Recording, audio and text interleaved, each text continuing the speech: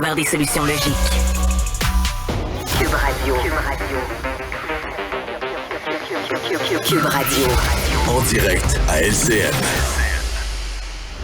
Retrouvons maintenant Guillaume Lavoie qui sera dorénavant avec nous tous les après-midi, remplaçant la collègue Yasmine Abdel-Fadel qui est en congé maternité. Bonjour Guillaume. Bonjour Marianne. Bonjour. Parlons du départ de Dominique Anglade. Comment as-tu trouvé sa sortie? Comment entrevois-tu également l'avenir pour le Parti libéral?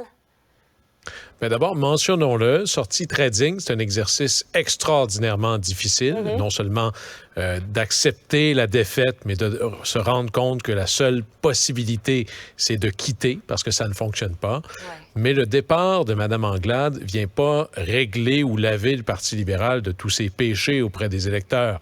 Lorsque vous avez des scores dans même pas 5 % dans certains comtés francophones, il y a des problèmes majeurs. Et là, la grande question qui va se poser, c'est dans quel ordre doit-on faire les choses? Est-ce que le parti doit réfléchir à qui il est, ce qu'il souhaite incarner? Est-ce qu'il veut être une filiale du Parti libéral du Canada? Regardez la composition du caucus actuel, ça ressemble beaucoup à ça dans les nouvelles recrues. Ou est-ce qu'il veut aller repiger dans des exemples des Jean Lesage ou des Georges-Émile Lapalme, un parti plus résolument nationaliste, mais à la fois capable d'incarner une idée du Québec ou une certaine idée du Québec? Ou sinon, ben, on se lance dans une chefferie, puis on vit avec la personnalité et la proposition du chef que l'on trouvera. Et c'était un peu l'œuf ou la poule. C'est la première grande question qu'il faudra se poser. Évidemment, question à côté de qui sera la personne qui sera chef intérimaire, qui sera pas facile, hein, parce que ceux qui voudront être chef pour vrai voudront peut-être pas y aller.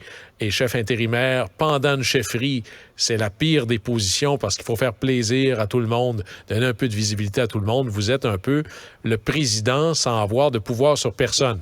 Alors, la suite sera pas nécessairement facile pour le Parti libéral du Québec.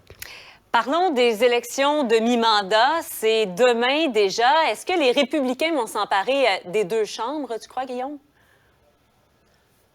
On peut tout de suite parier, là, si vous voulez pas prendre de risque, parier que la Chambre des représentants, elle, sera contrôlée par les républicains.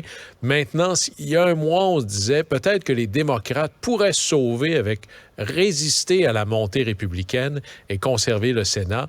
Au moment où je vous parle, je disais à la blague tout à l'heure que l'expression « le fil du rasoir » embrasse encore trop large pour pouvoir véritablement prévoir est-ce que les républicains sont sûrs de prendre le contrôle. Je vous dirais qu'ils vantent un peu plus dans le dos des républicains que des démocrates. On surveillera notamment l'État de Pennsylvanie, d'Ohio, certainement la Géorgie. Et là, il peut y avoir un deuxième tour, ça pourrait être plus long.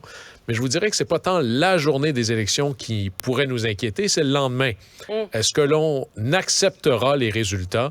Vous savez que la majorité des candidats républicains qui se présentent présentement considèrent que l'élection, la dernière, a été volée à M. Trump. Alors ça laisse quand même songeur sur la suite des choses. Peut-être que le véritable test, sans égard à qui va gagner, c'est est-ce que les perdants accepteront le résultat. Est-ce que les gens vont voter avec l'impression que c'est un référendum sur Joe Biden, un référendum même sur l'inflation, parce que ça semble être l'enjeu qui pourrait faire trancher?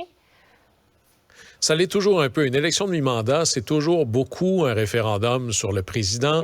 La tendance générale, c'est que le parti qui occupe la Maison-Blanche perd des plumes aux élections de mi-mandat. Après ça, c'est combien? Par exemple, celui qui avait perdu le plus de plumes dans l'histoire récente, c'est Barack Obama, qui, 2 ans après avoir gagné dans une victoire historique, avait, et je reprends son expression, mangé une volée de bois vert 2 ans plus tard. Ici, ça va être difficile pour M. Biden pour la suite, mais clairement, l'enjeu des enjeux, c'est l'insécurité économique, c'est l'inflation, c'est la récession, c'est le prix de l'essence. Et ça, ce sont présentement des enjeux auxquels les républicains semblent avoir une meilleure réponse que les démocrates, du moins au niveau du positionnement dans la campagne. On surveille ça. Émission spéciale, d'ailleurs, animée par Paul Larocque dès 19h demain soir. Merci beaucoup, Guillaume Lavoie.